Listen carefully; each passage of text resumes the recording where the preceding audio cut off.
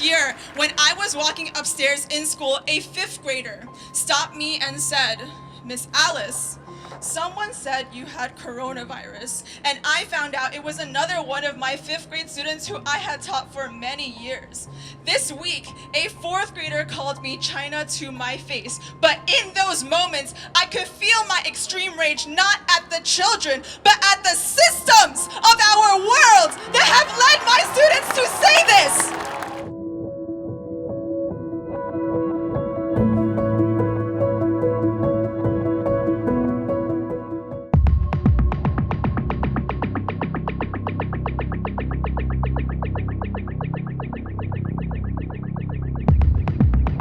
The catastrophic situation is that she's stuck, and the delays then for the ships that are in there or trying to get in there will be significant.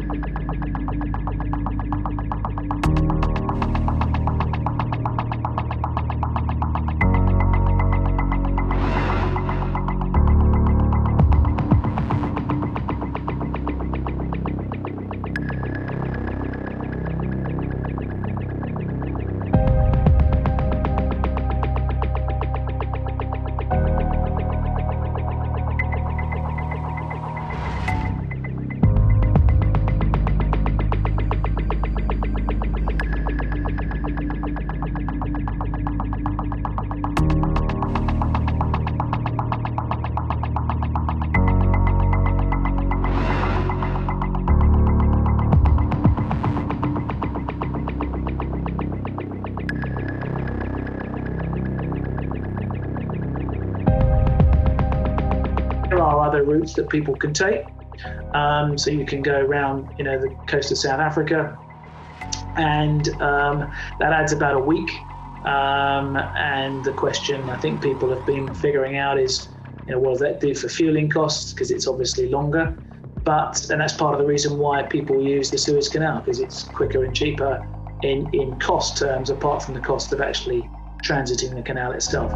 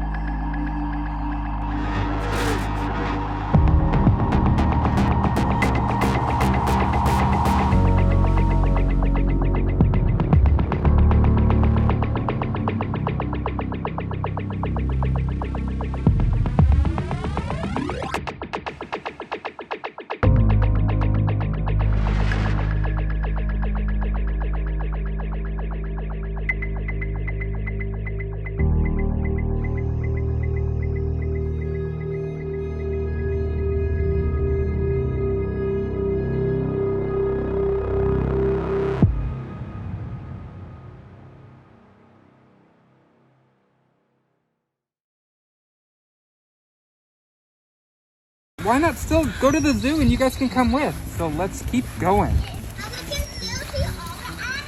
You got it. What is this? Let's be great readers. What's it here? Now, what habitat do you think these animals live in? The Arctic. You're not too far off with the Arctic. Not Arctic? Not Arctic. Oh my goodness, thank goodness we have a zookeeper, friends. Guess what? What is our habitat then? They're from South America. They live away in Peru along the coastline. So South America, friends. South America. All kinds of species of penguins, they're from below the equator. So Antarctic. Look at that. We learn something every day, friends. So we have the Arctic up top, and the Antarctic down at the very, very bottom of our globe. And so that's where these penguins are. What do we have now, class? A rhino!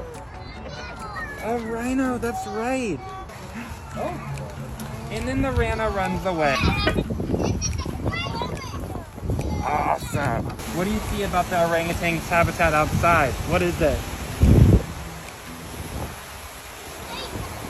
Oh, and do you see the orangutan coming? It's coming outside now. It looks like he's eating some grass. Let's keep going. What did you guys think of our class field trip? So you guys would come on another virtual field trip with me? Awesome! What do you guys think is important in a friend? Oh, someone that's kind. Yes, let's add a little kindness. Let's add a little trust. Caring.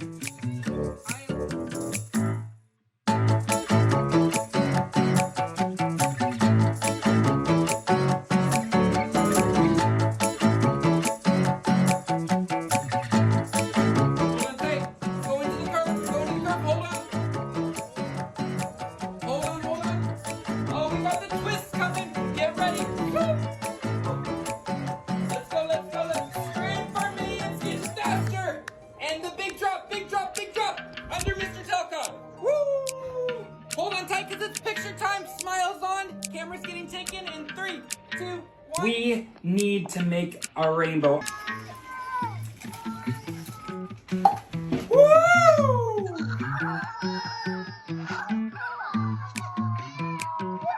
Does it look like much of a rainbow to you? No. Why do you think it's this darkish brown color? Because the colors mixed up. The colors might have mixed up.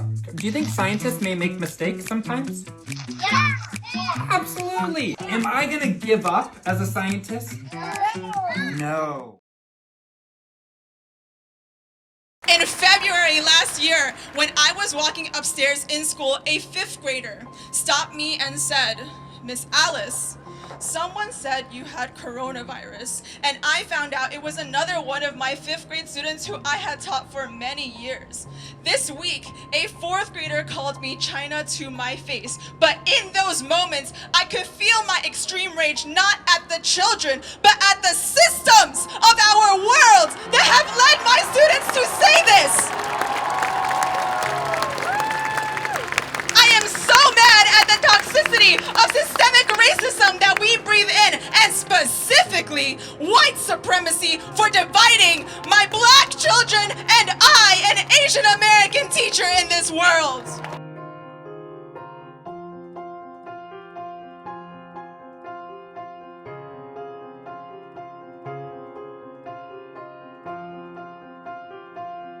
One of my 4th graders, a black boy, told me Asian hate won't be on the news until more people die. What does this say about what my black and brown students know about our society and have already internalized? Another 4th grader this week asked me if my parents are vaccinated, and I said yes, they are, but I am so scared for them to go outside, so I tell them to stay home as much as possible for their safety just because they're Asian. These are a few of the many necessary conversations on race and racism that must occur in all schools.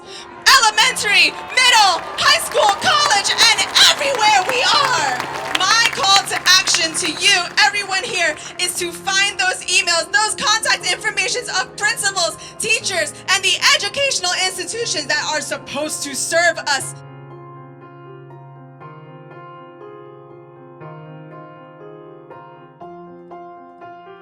One, acknowledge and teach Asian American history, lives, and arts, including and beyond Lunar New Year!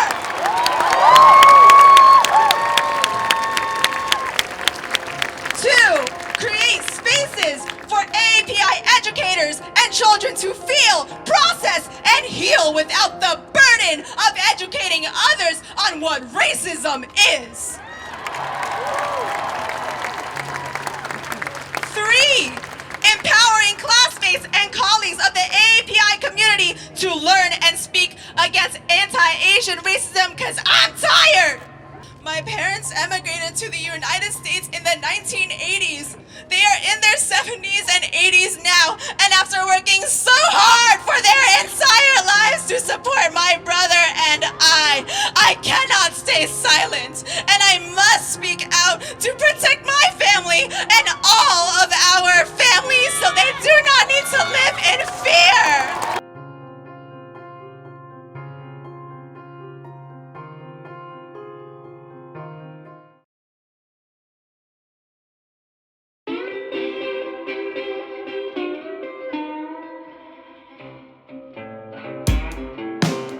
What's up, guys? My name is Will, aka LeBarn James, but let's get it.